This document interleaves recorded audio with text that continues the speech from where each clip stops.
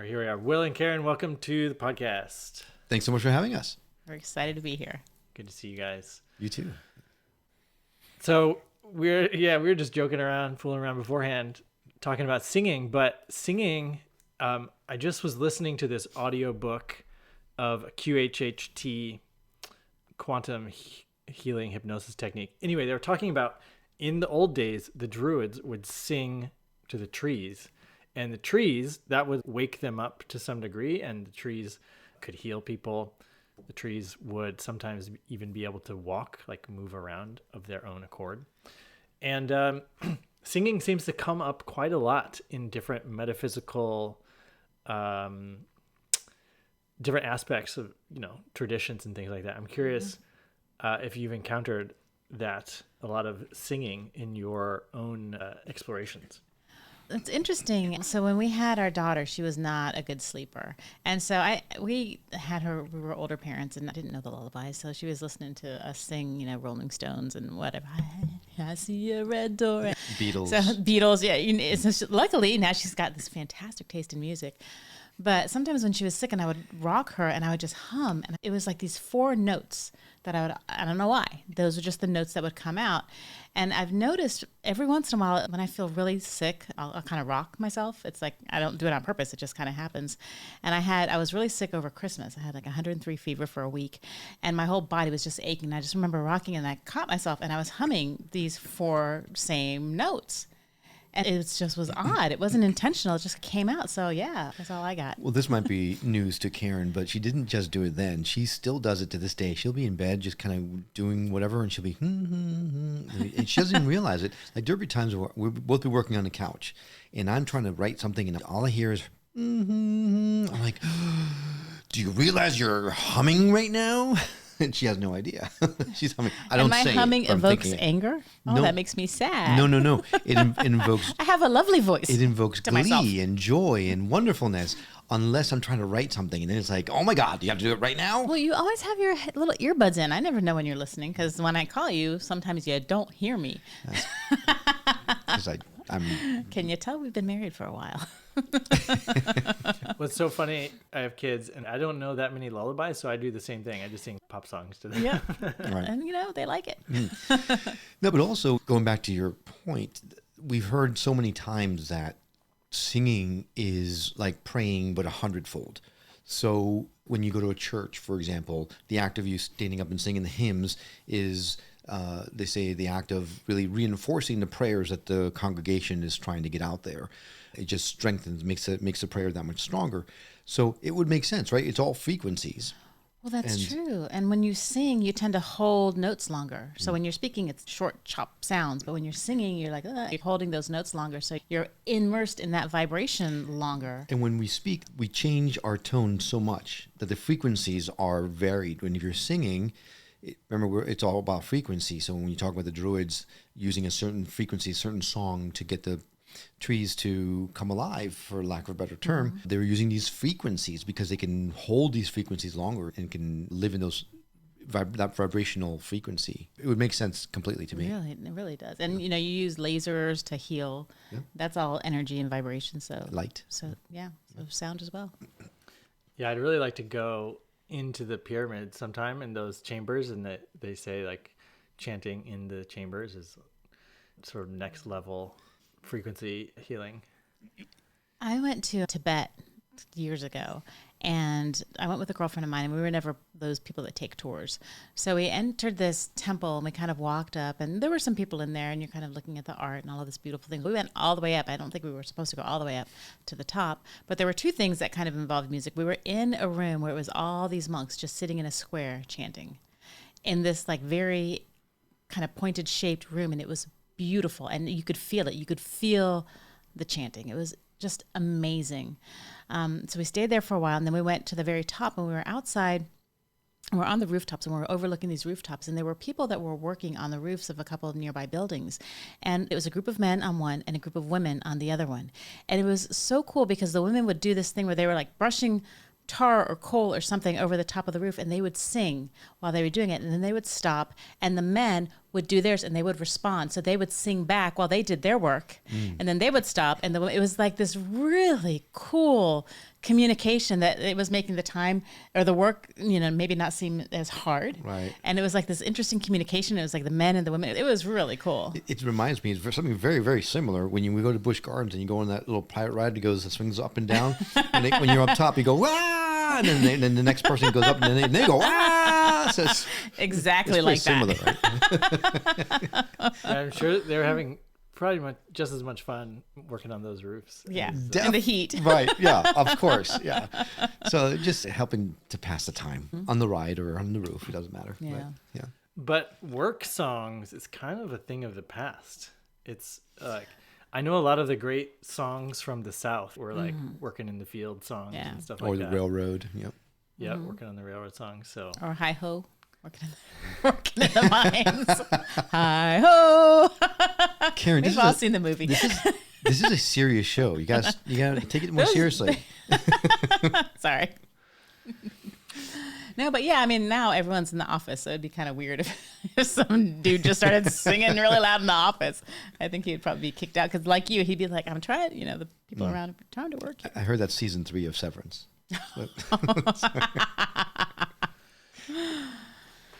So you guys are coming from the TV world, got into the podcasting world. You're in the TV world now. How are you? So you've got Skeptic Metaphysicians and New Reality. How are you splitting your time these days? Well, it's interesting. We just had a couple weeks ago. We released an episode with Tom Evans, who was a practical alchemist. We were talking about time bending, and he mentioned that there are different techniques that you can use to elongate time and things like that. And I'm here to let everybody know that Tom is really good at it, but I'm not. This is true. So I'm trying to fit everything into the same 24 hours, and it's not easy. It's a matter of, when you juggle 5 chainsaws, an elephant, and a couple of marbles. And they're all on fire. Yeah. That's kind of how it's felt. It's been a lot, but the one saving grace of it is that it's a calling. So it feels so aligned that it's not overbearing, for lack of a better word. Mm-hmm. And so right now with the New Reality, it's all a very manual process. And so we're working a lot, and kind of any free time is, lunchtime after work, whatever is spent on that. And it can be very draining, and you can get kind of caught up in the minutia and be like, what am I doing? And I was not in a great place last night. But then we had one of our roundtable meetings with a bunch of our content partners were there, and just sitting there, immersing myself in the energy changed everything. Just a 30-minute conversation. And I was like, all right, I was energized. I was motivated. Any that I'd had accumulated during the day was gone. And it's because of the people that are involved in this project. Everyone just have these incredible hearts. They really want to help people. And just when you have all of these people together, that energy is amplified so much. It's really amazing what it can do. It's powerful. And we're back to frequencies, right? Because the frequencies, that energy is what keeps us going, is what makes it worthwhile. And if we relied on our own energies and our own frequencies, we'd be burnt out in a matter of days. Yeah. But because we can rely on a lot of our content partners who are such amazing people to keep us going, like those roundtables, it's for selfish reasons. We're like energy vampires. Like, gimme. It is. It's great. And every once in a while we'll get the email that's just like, oh, we start to read it. We're like, oh, is there a problem? Oh, we love what you're doing. Thank you. And that's it. That's the whole purpose of the email. It's like, oh my God, I needed this today. It's wonderful. Yeah, it's nice. Yeah. That's an interesting concept, though, to like, if you have your own energy supply and like, here's how much I can spend in a day, right? And we can like increase our own energy, but borrowing energy like from the project itself or from the people involved, or letting other things fuel you. I mean, I think a lot that's sort of a new concept, because people are trying to optimize themselves, right? There's from the biohacking side or from the spiritual side or whatever it might be, or the old, like, how productive can I be? Mm-hmm. But if you can tap into an additional source or well of energy so that you don't burn yourself out, there's something there. It's incredible. So it really is. when I was learning how to channel, I guess, Reiki energy, my master, my teacher at the time, had a great way of putting it, and it made perfect sense to me, and I've lived this way ever since. I told my daughter about it all the time. What you're doing with Reiki energy is that you're opening up a channel for the energy to flow through you.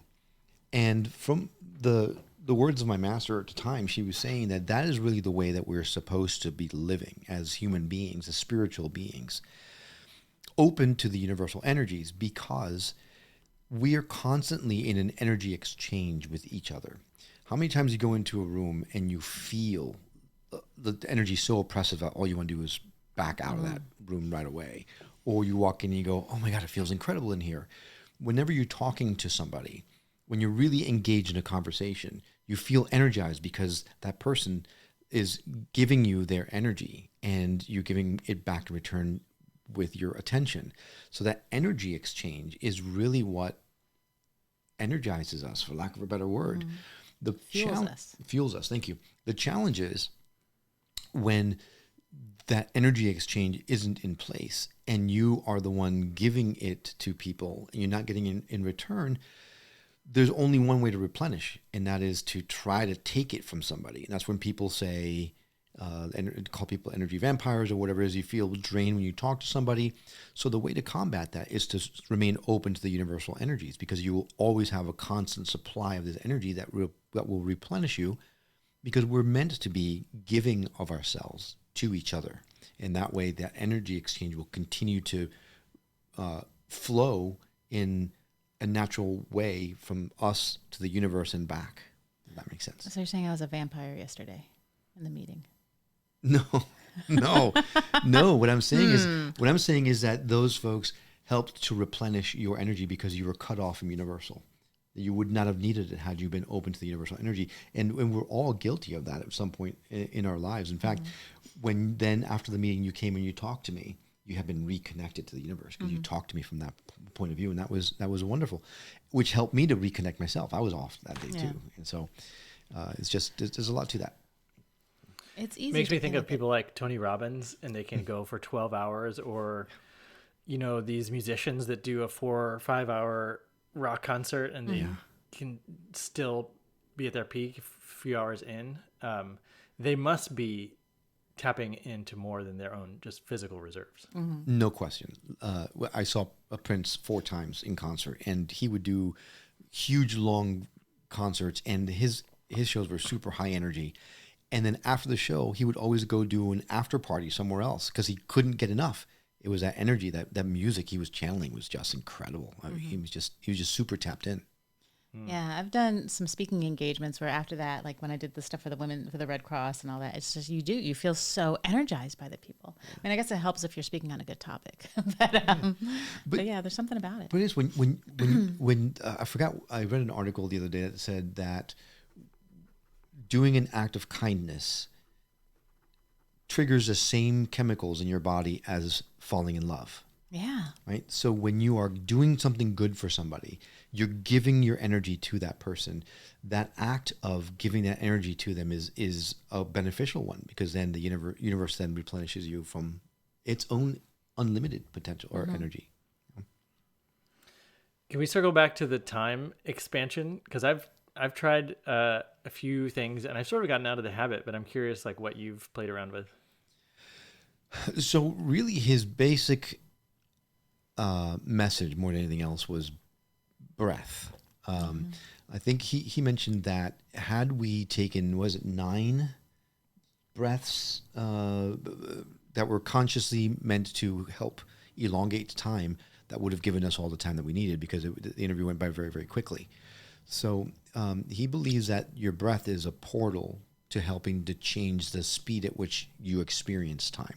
And at the end of the day, it's all a subjective experience. Time is, because in this space, we all kind of in agreement that everything happens simultaneously. Time isn't really very linear. So what you're doing is you're just tapping into that energy, that field that allows you to experience time in a more stable, intentional way. In an intentional way. Yeah. And just taking those breaths and slowing it down and focusing on that, all of the other stuff kind of that takes up time kind of filters away, I think, somehow. But then also, there's been a lot of times where you're running and we're terrible when it comes to being punctual. So we're constantly running late all the time. We? No. We Meaning you. But no. But so we're constantly running late. We are constantly running late. And so what I was taught to do a long time ago is when you are feeling like you are in a rush, time will move faster for you. So what I try to do is don't look at the clock at all. Set an intention that I'm going to get there by 10 o'clock and then drive normally. Don't go crazy trying to speed and trying to cut corners and cut people off because you need to get somewhere. Just don't look at the clock and know that you're going to get there at 10, and inevitably it tends to bend time so that you get there on that time. Now Karen's laughing because she's going to say that I still drive like a maniac because I do. No, but you get all excited when I'm like, just get us there fast. You're like, yeah. Because usually I'm like, whoa, slow down. I'm like, you have permission. Get us there fast. Yeah. Okay. But I do every time. I do, right? And or maybe your intentions make me say that. Maybe. But regardless, what I do in those times is I try to actively bend time by not paying attention to the clock and just driving in the way that I would normally would, and know that I'm going to get there at the time I need to. And every time? You do every time. Every time. I mean, I'm like this, or I'm just not looking. I'm like, I'm not going to look. Just get us there. Yeah, you have to buy in to not look as well. Right? Yes, She exactly. does have to buy in. I don't look at the road. I want to see what he's doing. Yeah. No, but you're right. You're right. Everybody has to buy into it because if one person points out the time, it's done. Yeah, now that's you're true. You're going to be late. Yep. But yeah, we all have to be on board. So it works. It really does. It does. But I don't usually tell people about it. I just do it so that my intention is the one that's fueling the process, not. But you know, I inevitably someone tells me a time and I'm like. Well, it's like that makes me laugh. It was like cleaning up, right? So it could, cleaning. Everybody hates cleaning, especially in this household. And so it's like, okay, let's clean the kitchen and the living room, whatever, tidy it up, and it could take like an hour to do, like whatever. So about 3 weeks ago, we had some people coming to work on some appliances, and we thought they were coming in a few days. And I get this call or this text message saying, "Hey, we can be there in like 20 minutes today. Can we come?" And it was for the oven, which we needed. And I'm like, oh my God. And I look at Will and see, I'm like, all right, guys, all hands on deck. And the place was clean in like 2 minutes. It was a miracle. So I think that might be one of those situations. Because nobody moves fast. And I don't know if you guys are moving faster or what, but it was clean. The people came. We're bending time, baby. I think so. Yeah, it's like when the kids want their friends to come over and then they're like, the house gets cleaned. All of a sudden. Exactly. Right. You want your friend to have a sleepover? Your room's got to be clean by the time they get here. Yeah, they're just manifesting jumping timelines. So the timeline that they're neat. Could be, which is a whole other concept. I'll take that. Jumping I'll take timelines. Yeah. Well, yeah. So you guys have done, how many interviews have you done so far on your show? Well over 200. So 200. I thought it was closer to 3. No? It might be closer to 3. Yeah. I haven't kept count, but we're episode number wise, we're probably in closer to the 300 number. Amazing. So you're kind of like me, I expect, when you've done this sort of vast survey of different metaphysical practices and techniques, and people are like, what's the best one? Or what's the coolest one? But I think it's for practical entrepreneurs, like, which ones do you find yourself relying on regularly, or which ones have you incorporated into a daily practice? I'm curious about that. Yeah, and we've interviewed so many people with so many different modalities, and it's truly the best one is the one that resonates with you. And it's interesting because people think, well, we're married, we work together, we do the podcast together, we have New Reality together, we have the same mindset, but we are very different in a lot of our belief systems, even in this space and outside of it. And that's okay, because it's working for both of us, and it's helping both of us along our path, different, one truth, many paths. So as long as you respect that, that someone else doesn't necessarily need to have your belief, then it's fine, as long as they have a path and they're not, hurting anybody. Then it really is. And there are every time we turn around, there's something new. I mean, there are so many different modalities available. So there's got to be something for everyone. I really believe that. Yeah, but in terms of what we've adopted, based on our interviews, that's a harder question, not because it's difficult to choose one, but rather because it's a difficult admission to say that with almost 300 interviews under our belt, learning all these things and knowing all the things that we really should be doing, we don't. So the result of that is that we're learning a lot, but we're not putting any practical practice into play. And so I'm not spiritually evolving to the point that I would want to be by this point in time. Like 4 years in doing the show, you would think I would be on the mountaintop somewhere, but I'm still stuck in the 3D world. I'm still battling the same demons. I'm still constantly having to remind myself that my attachments are the source of my problems.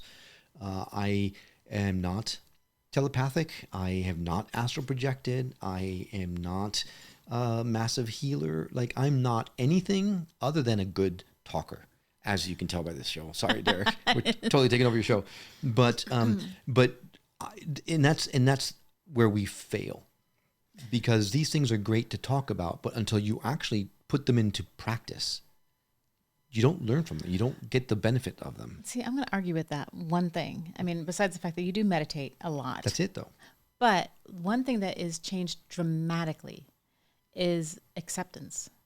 Accepting that there are different paths and that it's okay, and that it's okay for someone to not believe what you believe, not feeling like you have to convince them that they're wrong. That has changed you tremendously. And for me, it's made my life just easier than like, okay, you do you. Sure. You know, maybe we're not in sync together, and that's fine. Sure. But I still haven't astral projected. I still haven't been able to communicate telepathically. I still haven't been able to. No, you tell me you know everything. Besides that, I mean, but that was also before this started. Well, you're already full. Right. There's nothing else to add. Right. Well, I'm not sure I believe you, because certainly you must take some of these, like when you need something, when you're like, I'm in a tough spot and I just need to like emotionally get out of it, or I need to like resolve something, or I need to get better insight or make a decision. Surely there's something you're like pulling from. Sure. In crisis mode, we're all the biggest, most devout people in the world, right? Meditation has been a big thing for me. That's been the one constant from before we even started doing the show. It actually launched the show, right? The meditation, the practice of meditation. But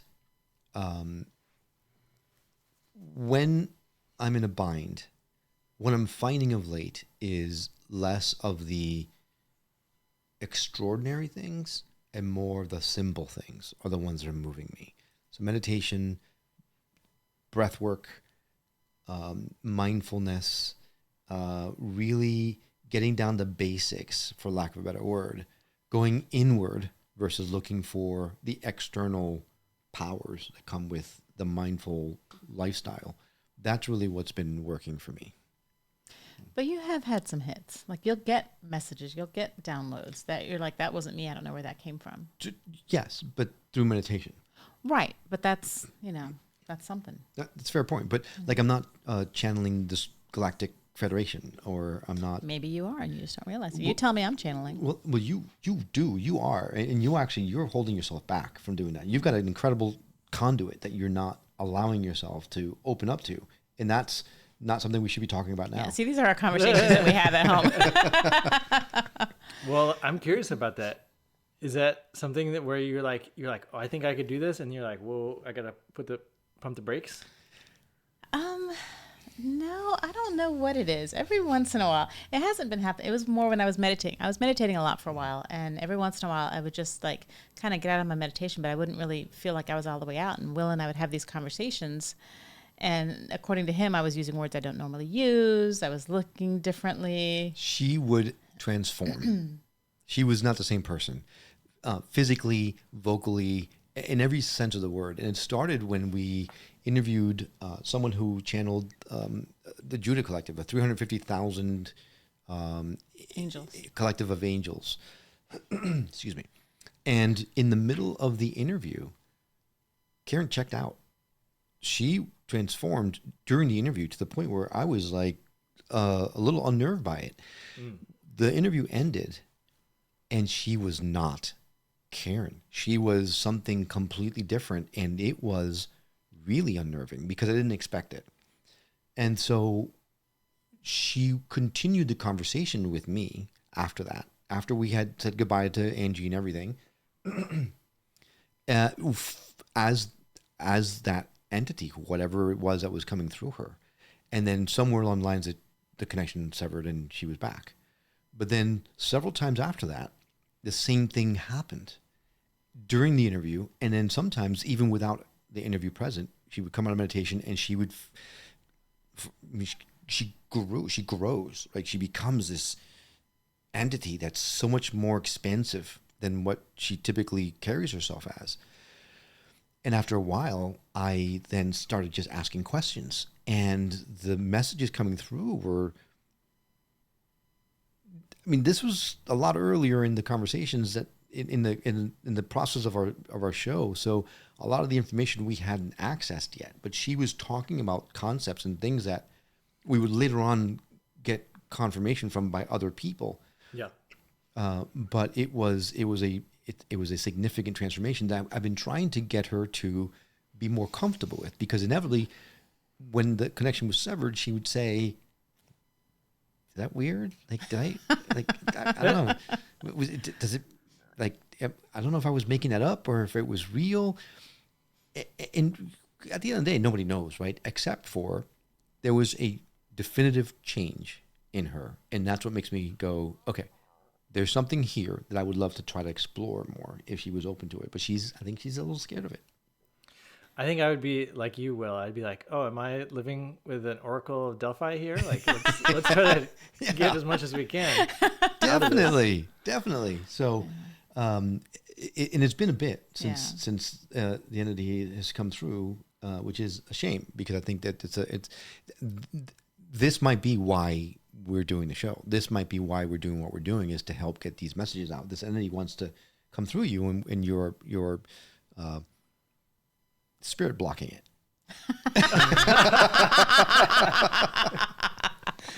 That's a new one. That's a you have a way with words, my love. Well, so Karen, what was that experience like for you? So it was really interesting. When this first happened with that first interview, actually what happened first was I just started crying. Like I remember we're having this interview and I just felt this tremendous feeling of homesickness just wash over me. And I had never met this woman before. And I just, like, cause she started channeling and it's just like the tears. I remember that. And that was just, I'm like, what the hell? What am I doing here? So that was odd. And then, the few times it happened, it's just like I feel it just feels like I'm growing and putting on these airs, or I don't know. It's weird. It's not. It does. Then I feel like, was that hokey? Like, am I just being a weirdo? Like, And if that's the case, I don't want to just be this. If it's channeling, great. Yeah, I would love that, but I don't know, and I don't want to be like weird. I don't know. How can you tell? I don't know. It's so important to like have other weirdos around. Yes. They're like, you're like channeling something, and then they're like, well, that's not even as weird as what I channeled. So I'm glad that you. And maybe that's why she gets so energized by all of the content partners on these meetings, because they're just as weird as she is, and they're just feeding her, right? Maybe I don't know. No, but there's definitely something to be said about community, right? Like-mindedness. And for whatever reason, we've been peppered all around the world in somewhat remote areas where it's difficult to kind of bring us all together. Mm-hmm. I think it's probably a strategic move on Spirit's side to activate in all manner of areas of the planet for very specific reasons. Beautiful web around it. Yeah. But it'd be nice to have us all in one place. We could just hang out. I know. Can you imagine? It doesn't work that way, unfortunately. I think I'd float away. Right. So we've actually toyed. I know that you were working on some land stuff a while back, and I'm curious how that has come about, because that more and more is what's calling to me specifically. Like, we just need to get into a place where it's a community of like-minded people living off the land and moving things forward the way that we're supposed to be. Yeah, I think a lot of people are thinking those same types of things. And originally we were looking at land, and we had found a spot that we liked in Asheville, North Carolina. Oh, so we got married. And what's that? That's where you're looking? That's where we got married. We got married there, yeah. Got married in Asheville. How about that? Yeah. Asheville had the big flood there, and it actually, I believe, flooded the land that we would have bought. So we paused that project when we had our youngest a year and a half ago. Right. So it was kind of dodging a bullet. Yeah. Because I thought that was one of the safest places to build because it's high up, good climate, and a hurricane hitting up in the mountain. That was so wild. Yeah. We did buy land down in Guatemala as part of this Starseed Village project, and the team is amazing. It's like really, I don't actually have that much of an affinity for Guatemala itself. It's beautiful land, but there's like the country is. Yeah. I'm not sure how I feel about the country itself, but the team, the community, I would be happy with it being anywhere, basically just to spend time with these amazing people. Right. So we'll see how that project develops. Right, we're still in the funding, and then we'll move into the building phase. It's got a 10-year vision. Are you guys looking at buying land somewhere? Yes, but no. It's one of those things where every once in a while we'll just kind of toy. Karen found a villa in Portugal that it's like a whole village almost. Yeah, that would have been almost perfect. Just about maybe an hour and a half away from the coast. It was kind of in the middle of a beautiful countryside that would have been pretty remote to the point where it was almost ideal, but we've not managed to take action on it. Well, we have a kiddo who just got into a really, there's a high school here that's arts. It's for the arts specifically, kind of like Fame, that school, that show from back in the day, and really hard to get into. And there was one spot, she plays viola, there was one spot available, and so she got it, like out of all the kids that auditioned. So nice job. Yeah, we're proud of her. Thank you. So it's kind of like, oh God, did we take her away from that? Because she's so excited. Yeah. And it's literally, we can walk there. Yeah. So we're like, But another program that she also got into is the International Baccalaureate program in a public school here in town, which is our hope for the future. Because once she graduates high school, we would love for her to be able to study abroad, because that's going to free us to then start looking and doing things like that in earnest, because we do both feel the call to move on and move somewhere else. Moving on guys are just in sounds Chicago? very like we're in Virginia. Yeah. We're in Virginia. Norfolk, Virginia. Virginia. Yeah. I do follow the listings for castles throughout Europe, France and Italy, some in Spain. They are so cheap. I It's know. unbelievable. Wait, what? Castles are cheap? Yes. They seriously are. Like, Do they not have they need windows? work. They don't have like AC and stuff like that. Yeah, but Plumbing. they're built to like be, Yeah. temperature controlled by their architecture. Right. But you could buy a castle that had like a 20-room castle with 100 acres for like $2 million. And it's like, we could fit 6 families in there Yeah. and have a farm. And like if you split the cost between people, it's way less expensive than Yeah. almost anywhere. And it would be so cool. But a lot of them are like kind of super rural, right? It's like there's not a lot of amenities around. So you sort of have to bring your own community if you're going to do it. Otherwise, it's like we're going to try to drive an hour and a half into a city just to experience some like a restaurant. Right. Clubbing is not in your future. Yeah, so that's why once she gets out of high school, because I think we could handle that. I would have a harder time than you. I could handle He that. can handle that. I'd be driving an hour every day to go to that restaurant. Because she can't go without clubbing. Yeah, that's why. But we do feel in the future, once she graduates high school, it does open the world up to us so that we can really look into this stuff in earnest. And we have talked to a couple of friends about that, about moving somewhere together as families. And I mean, the way the world is headed, it just feels like getting back to those types of communities where, right, it takes a village to raise the children kind of thing. That just seems to be what we need to do right now. You need to go back to the roots of communities helping each other rather than competing against each other. Yeah. And also it would just be cool. There was that movie. What was it? Is that Aerosmith, his daughter? What's her Liv name? Tyler. Yes, she was in it, and she goes to visit or to stay with like a distant relative. Yeah, I it's think like in Spain. wine country, right? Yeah. Yeah. And it's like this house, and there's all these artists that live there, and they're just drinking wine and painting and philosophizing. I'm like, that's what I want. Yeah. That would be amazing. But then they all took the hour and a half ride in to go clubbing afterwards because they're no, artists. they were all too drunk from drinking all the wine. Well, that's true too. Yeah. They were happy on their little vineyard. That's actually, I went to Spain and lived in a house with like 20 people. When I was younger. I was there training for cycling, but there was all kinds of random people. There was musicians. There was people coming to take Spanish language school. And it was cool because it was like this big courtyard, and like there's like 4 rooms here, 4 rooms here. So it's like everyone just passes through in the courtyard to see each other on their way to do whatever each day.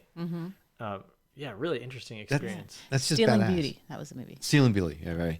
But that's badass to me. That is what my heart is calling for. That exact thing where it's a community, and we all we're a big family of unrelated people that are truly looking out for each other's best interest. I mean, that's a beautiful thing. Okay, unrelated. Important. Unrelated. You don't want to bring any extended family. I'll reiterate. Unrelated. I'll reiterate. No one's inbred. Unrelated. There's a couple reasons for that. Not just because of the inbreeding thing, but also because I'm not sure that I'm really all that cool about living with my current related people. Well, it's so funny. It was like most of us were young kids at the time, but there was like an older couple there that was like the house, token people that were parents. Right, right. They fit in some way, and also didn't, because we're all like, we're all going out. It's midnight. We just finished dinner. We're going out, and they're like, nah. Right. Yeah. So that wouldn't be us. Yeah. No, we'd still go out. We're like the old couple on the electric scooters downtown at 2 a.m. Woo! Actually, we are. For real. That is a true story. We do that. That's amazing.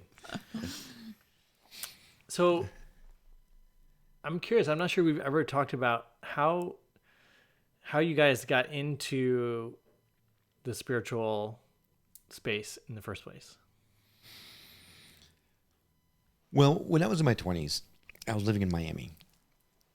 And when you get assaulted at gunpoint, you become all kinds of spiritual. No, I'm just kidding. So back then, I was curious about stuff. Wait, did that happen to you? No, I was teasing. Okay.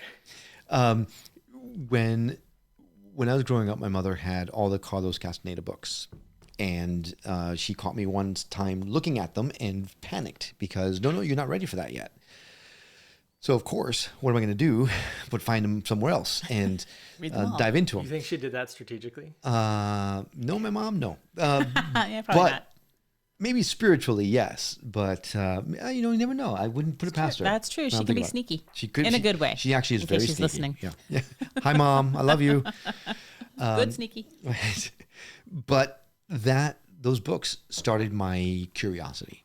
So I started looking into lots of different things. Went to college. After college, even in college, I did a lot of religious studies. I studied all different types of religions and thought processes across the world. And then when I moved to Miami, there was a metaphysical bookstore close by to where I lived, and I was fascinated by all that stuff. So I'd go and get some books or whatever, and then I started going to the Reiki circles and did classes with them. And long story short, I spent a lot of time there and learned a lot there. But then life got in the way, and I forgot all of it. forgot that I was a Reiki practitioner. I forgot that I had joined a coven. I forgot that I had done the medicine wheel. I mean, all that stuff that I was into fell behind because I got caught up in real life. Fast forward to 2020 when COVID hit and I had an existential crisis. I looked myself in the mirror and I did not like who I saw. I was incredibly angry. Because of things that happened in my past, I found myself to be incredibly angry, incredibly judgmental, incredibly self-entitled, without even having a clue that that's who I was. I thought I was the coolest thing in the world, man. I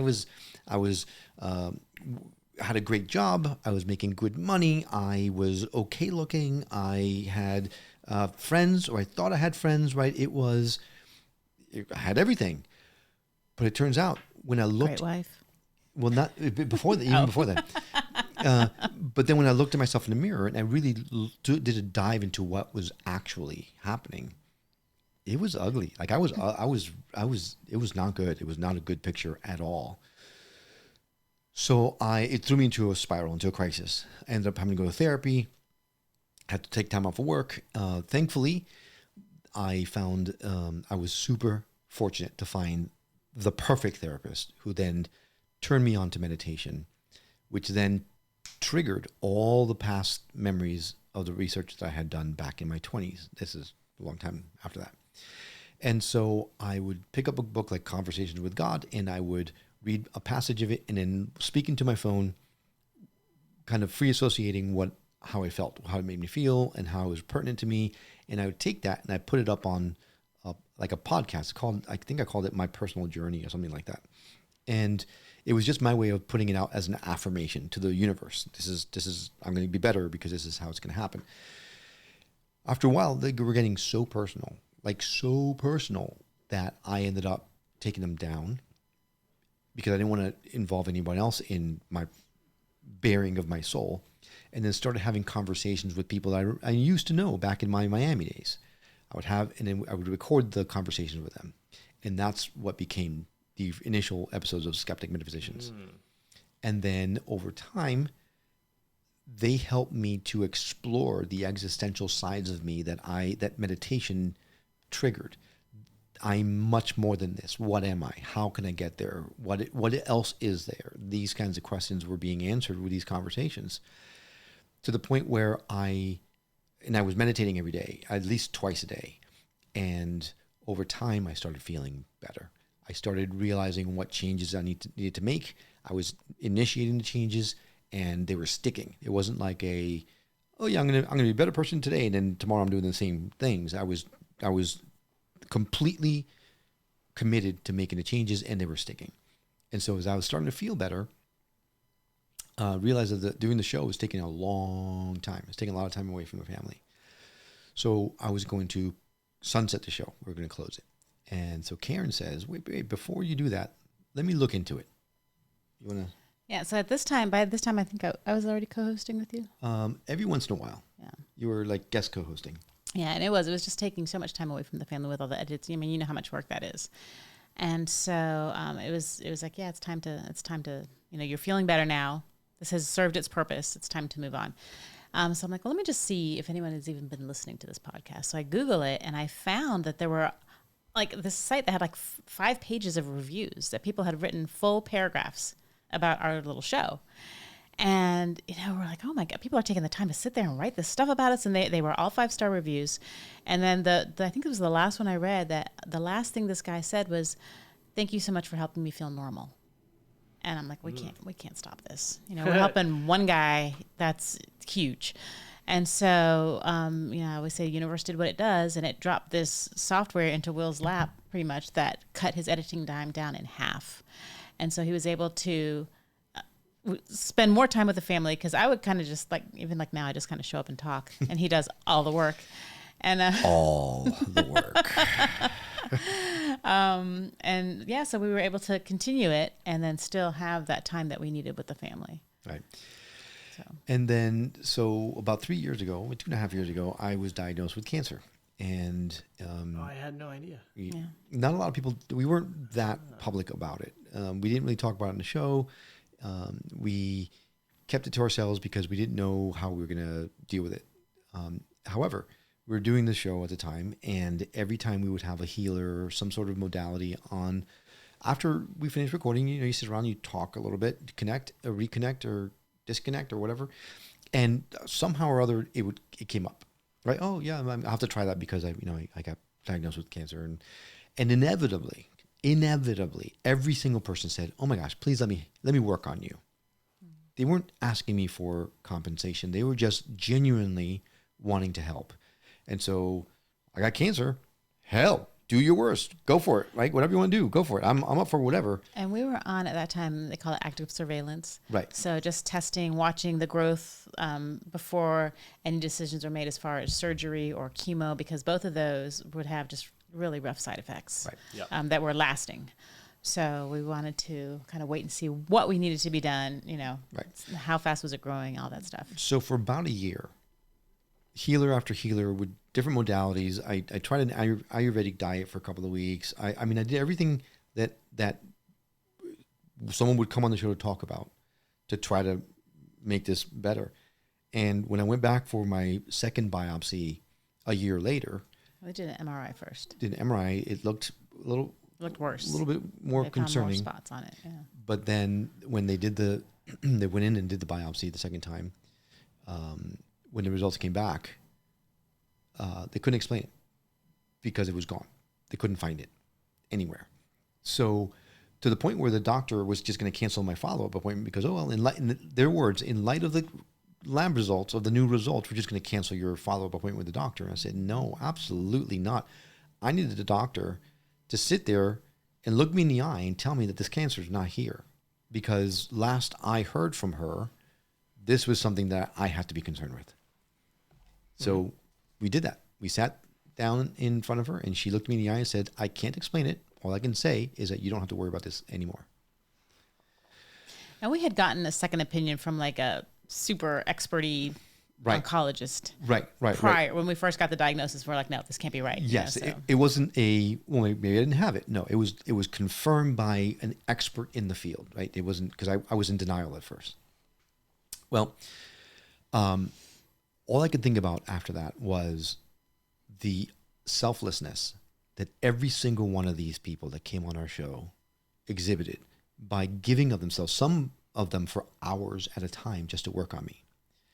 And I don't know which one of them did it, or if a combination of them all, or whatever it was, it doesn't negate the selflessness of all of these people that gave of themselves for me.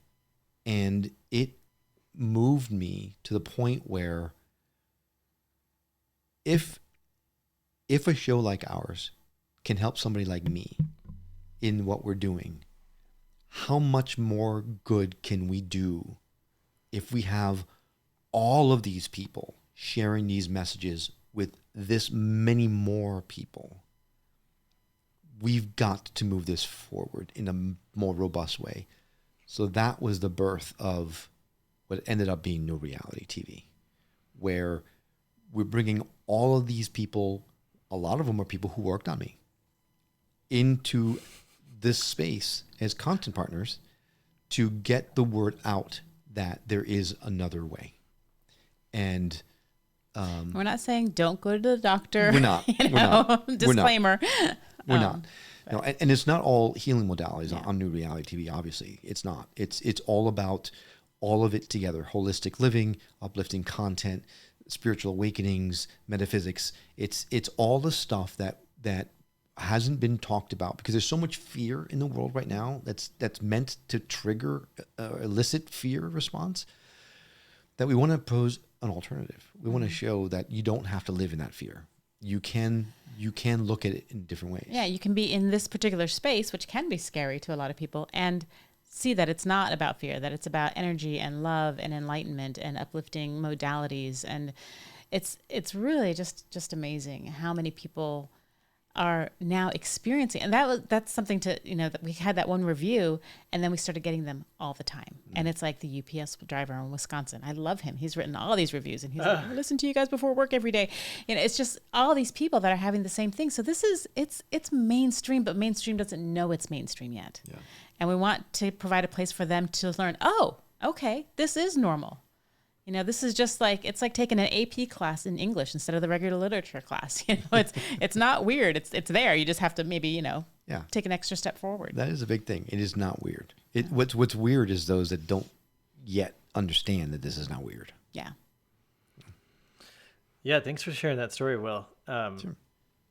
That's really, under a lot of big movements or companies, there's always the why the founders are doing it, and there's a lot of times it's something powerful enough that gets them through a lot of the challenges. And I know you guys, you said what eventually became New Reality TV, because I know there was like at least one that I knew of, project false start, or like you put a ton into something and then it like didn't pan out the exact way. Yeah, I'm curious if you can talk about that project and like how the actual, I don't know, business model or like structure of it evolved, because I think that's really interesting.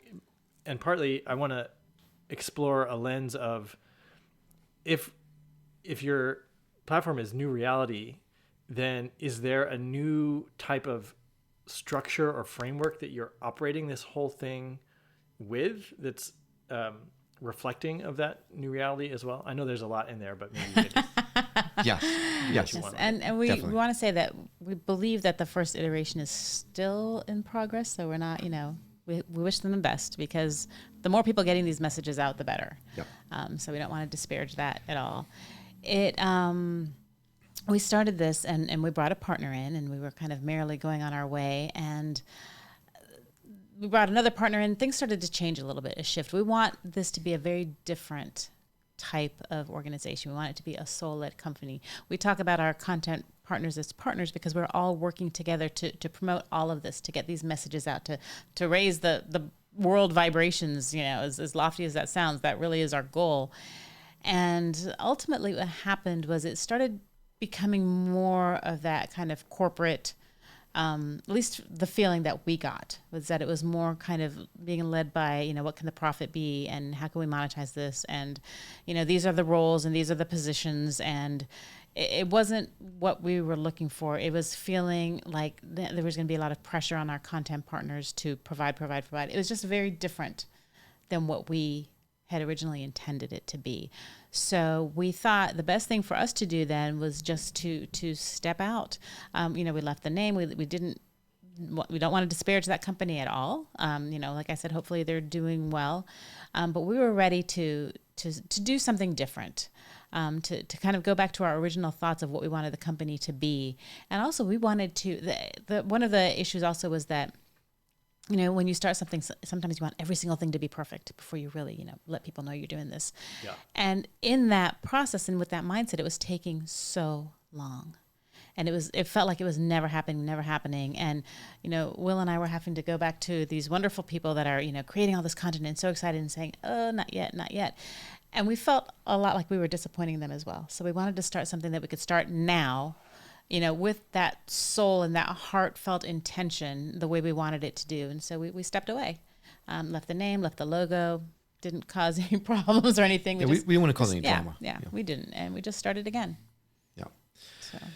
So. And to give you an idea of the thought process behind the scenes of New Reality TV, if you go back to the conversation we had about community, about that crunchy hippie mentality of everyone raising their kids together, of living in a castle together and being supportive of each other.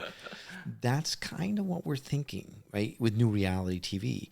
It is a place where there is no pressure. We don't want to own the content. We don't want to demand a certain amount of episodes from each person. We don't want to demand that they focus on certain things. We want everyone who works with us to be their authentic selves, because their authenticity is what brings the joy, is what brings the flavor behind us. If you want to look at us as the Benetton, and I'm dating myself now. But Nobody's going to know what you're talking about. You but- got to pick something else. Okay, look at us like a box of Skittles. Skittles. There we go. Right? Where it wouldn't be if every Skittle was the same color, it would be something else. You would not be tasting the rainbow. It would not be tasting You'd be the rainbow. tasting the red. It'd be- Red Right. 40. Right. So how could we possibly expect to tell people how they need to do things and still have the same level of authenticity? We want to create something that is going to free people to do whatever they're called to do, as long as they stick to, hey, we're trying to help. Right? Everyone that's involved is of like mind. We interview. It's not really interview. We meet with each individual content partner, potential partner, one-on-one, because we want to make sure that our energies are aligned. We're very much wanting to build something that is conscious, that has a conscience, that is here to help raise the vibrations, not elicit fear, not cause division. We are very welcoming of everyone and everything, with the exception of politics, because that's a whole other ball of wax. But the business model is much more aligned with moving away from the scarcity mentality and moving more towards the abundance thought process, where we're putting it out there. We're doing as much good as we possibly can in the world. And we know that because of it, the universe is going to allow us to be able to do it full time, as is our calling, without having to fret about profit margins and P&Ls and things like that. And honestly, it's about the love. And that is my biggest high that I get off of this. Whenever we have these meetings with these people, or the summit, these people, our content partners, the summit or the roundtables, or even just someone has questions about their show and how can, I'll meet and let me help you with that. It's just the love. Yeah. I mean, the people that you wouldn't expect to say the things that they do, and you're like, well, this guy looks like he's going to be real ornery, and he's like the kindest guy in the world. It's really amazing. And I think when you let people know that not only is it okay, but it's what you want, it's what we need. Like, I get goosebumps just right now. I have goosebumps talking about it. Then they are free to really let it out there. Yeah. And everyone just gets to sit and soak in this wonderful energy. It's just amazing. And look, I know how it sounds. I'm a super pragmatic guy. The name of my show is The Skeptic Metaphysician, for God's sakes, right? So I understand how it sounds, a super Pollyanna, like, ooh, pie in the sky kind of thing. But if we follow all the teachings that we have been privy to, and we truly believe in what we're talking about here, then it's not Pollyanna. It's not pie in the sky. It can be achieved by making sure that your motivations are in the right place, that your efforts are in the direction of assistance, of giving, not of taking. And that's at the root level. That's what we are trying to do, is trying to build something that's going to give. And in the act of giving, allow it to grow to the point where we can give even more. If that makes sense. Yeah, it reminds me of Charles Eisenstein in his what's the name of his book? It's I should know it. It's on my bookshelf. But anyway, he converted all of his offerings, all of his talks and workshops. Everything is just by donation, and he said he actually made more money doing that. But it's like, a large section of his Sacred Economics, that's the book. But a large part of the book is about the gift economy. And I've been experimenting with making some of my things by donation. Mm-hmm. And so far I haven't found the same amount, like people will often want to sort of donate the minimum, which is fine. It makes it more accessible to more people. But I feel like there's this leap of faith type of thing where it's like, okay, I'm not going to do. There's a proven model for running TV networks or for being profitable in whatever space that you're in, and if I'm going to do it differently, it's like kind of an unknown. Yeah, it's a leap of faith. Yeah. Have you experienced? So in a leap of faith, sometimes it's great to have some sort of divine confirmation that's like you're on the right track and you're going to be okay, even though you're not, making money at it right now. Have you experienced anything like that? Have we? Yeah. I would say, perfect example. We just talked about the other organization that we had launched, and it had shifted, and things became very difficult. We ran into obstacles all the time. When we decided to leave, we didn't know what we were going to do. We didn't say we're going to leave and create our own thing. That wasn't the plan. Mm-hmm. We left not knowing what we were going to do. The outpouring of support from the people that we just let everybody know we were leaving, the outpouring support of the folks that reached out about what we're doing, the messaging that we heard was, let me know what you're doing because we want to go with you, whatever it is that you decide to do. And so we decided to, well, then if that's the case, I said something like that. I think you were exactly who I was talking about, right? One of the people who reached out and said, I'll do whatever you are doing. That's what I want to do. And that, you weren't the only one. And it was the most amazing experience in my life to get those kinds of messages. That really, it was overwhelming. I mean, it made and me humbling, and we shed many tears. It made me cry. No, I'm not going to lie. So we decided to launch a new reality TV. And the minute we made that decision, things all of a sudden just fell into place. Bam, bam, bam. Like we left in November. We had launched it January 6th. If that shows you the speed at which things fell into my lap to build this thing. And although the tech partner ultimately ended up coming over with us, she was not involved when he's like not a website guy. Mm-mm. And he put this together. Yeah. I just taught myself how to do it because I was just motivated to do it. I was drawn to do it. And we didn't, like, I guess what I didn't finish saying, it was that we didn't take any of the tech that had already been created. Right. We had nothing. We left everything. So he did it all from scratch. In what we had not been able to accomplish in a year and a half, almost 2 years, he did in 2 months. And that was because fortuitously things just fell into my lap. All of a sudden, I could do this. Oh, and then I can use this to do this. And if I bring this together, it just worked. And that for me was the ultimate, you're on the right track. Because never once did I lose sight of what our initial thought was, and that is what we just expressed to you as our new business plan. We need to be able to give, and this is the best way we know how to give to the world, because every single one of you guys, these content partners, you have an incredible gift to give to the world. And if we can help to publicize, to broadcast. To promote that, amplify exponentially, right? To amplify the means by which you get that message out. That is what we feel is our role in this lifetime. We're messengers this time around. That's why I can't astral project, and I'm bitter about it. That's why I can't speak telepathically, and I'm bitter about it.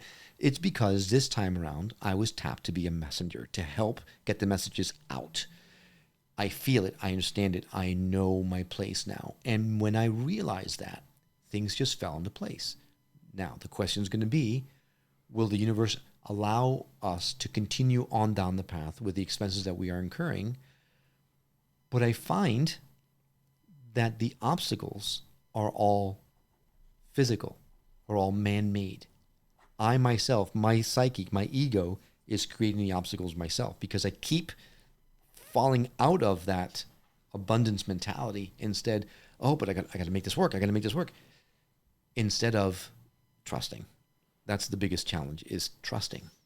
And it's a daily struggle. I won't lie. It's a daily struggle to trust and not fall into what I know, which is business. I've been in the television business for a long time, so it's easy to fall into those old patterns.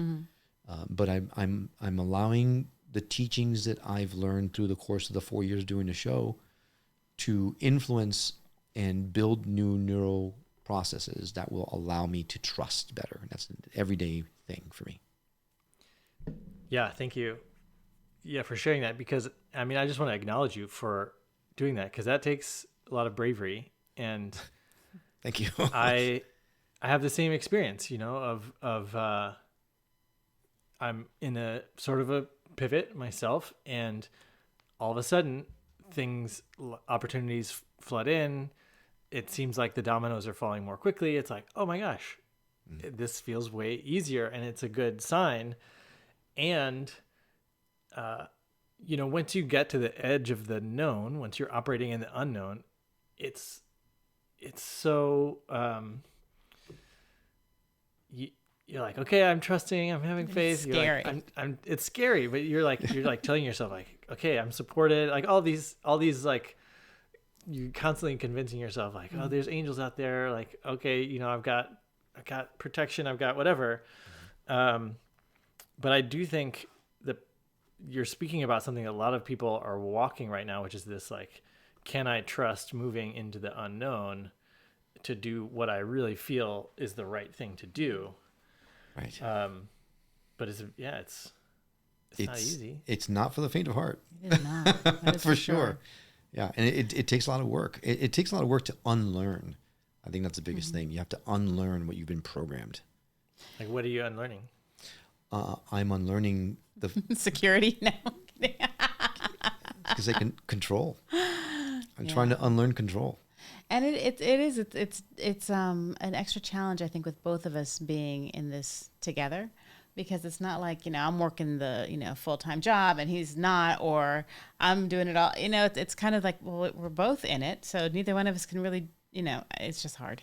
Yeah. Like, as far as like keeping the, you've got you raising the kid, you've got the regular jobs, you've got laundry, so and we're both we do everything together too. So we're fortunate in that way that we like each other.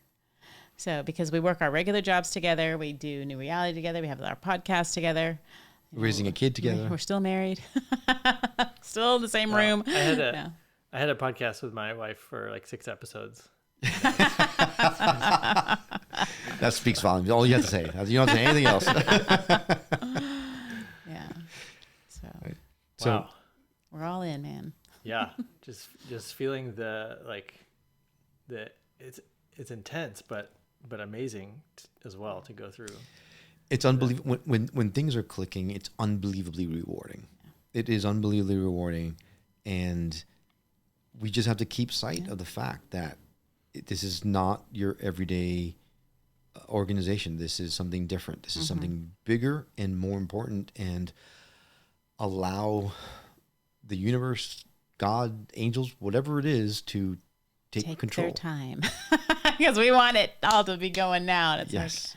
like, you can't push the universe. Yeah, everything in divine timing. We have to remember that. Yes. That's what we need to remember. I know. Yes, everything in divine timing. And the problem is that sometimes, even in the Bible, right? God tested was it Jacob, right?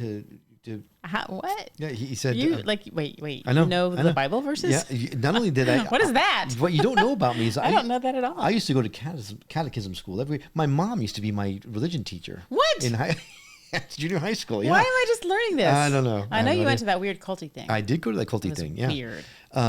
But it was a culty thing being a Christian cult. Yeah. A Catholic culty thing. Yes, very Catholic culty thing. Drums were involved. It was pots and pans waking up in the middle of the morning, and but regardless, so this whatever this gentleman's name in the Bible was. No, go with your gut, Jacob. We'll go with Jacob. I think it was maybe Abraham. So many letters about this. Abraham. Maybe it was Abraham. I don't know. It's always either Jacob or Abraham. One of the two. He was asked to sacrifice his son. Oh, I think that was Abraham. Thank you, Abraham. Right. So he said God asked him to sacrifice his son, and he's like, "Well, you can't ask me to do that. I mean, he's my only son." And God said, "You got to do it. You got to do it." And so he was going to do it. He had the knife up in the air and was ready to come down when God said, "Nope, just testing, seeing what you would do." So you passed, right? Wow. That's kind of what the universe is doing right now. You need to sacrifice your only begotten son right now and see if you are truly committed to this path before I'm going to give you the rewards. Right? There's a story about Babaji, very similar. You just reminded me. I don't know if you've read Autobiography of a Yogi. I have it on my shelf. I read half of it and I love the book. I just haven't gotten through it yet. Okay, it's probably in the second half of the book. Probably. This guy goes up to see Babaji, or the author goes to see Babaji, and another spiritual seeker arrives and is like, I'm going to devote myself to you. And Babaji's like, no, I just want you to jump off this cliff and die. And he's like, you know what? If Babaji tells me, I'm going to do it. And so he does it, and he does die. And then Babaji brings him back to life and is like, you passed. Oh, dang. And I was like, whoa.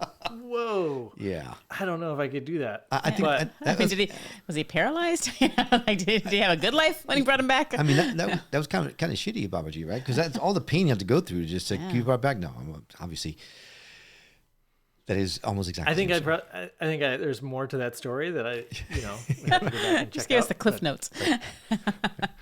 It was super intense reading it. Yeah. But it's all about faith. Yeah. It's all about trust and the unknown and being willing to, if you believe in something, kind of walk the walk. Yeah. And these types of stories are also in the Bhagavad Gita, in the Upanishads. You read all those ancient texts, and everyone's saying the same thing. They're just using different words for it and proclaiming that they're the only ones that have the right words. But that's another reason why New Reality TV is so important, because we're all saying the same things, but which one resonates with you? Which path resonates with you? Which language? Right. And whichever one it is, good for you. I'm glad that you found it. But if you don't know it, look around. Mm-hmm. We have every kind of different type of modality. If you look at our shows, everything from a Norse shaman to a Thai Buddhist monk and everything in between, because we want to show all the different Skittles colors. And even the colors within the colors, because we will have more than one person who's a channeler or who's a medium, because it's like a therapy. You go to one therapist and you just don't resonate. And so then you go to the next one, you find the right one. So it's okay to have many practitioners in certain modalities, because it just gives you more options and more of a choice. We want to appeal to as many people as possible, just so that they'll know that there really is someone or something for everyone. Yeah. But at the end of the day is about getting that message in whatever language you need it to get to you, so that you can move your spiritual awakening forward. Wonderful. What? Where can people find New Reality TV? Super easy. NewRealityTV.com. That's all you need to do to find it. And we've got TV shows, we've got movies, we've got shorts, we've got Meditations. Activations, music. We got a live broadcast internationally that goes 24 hours a day.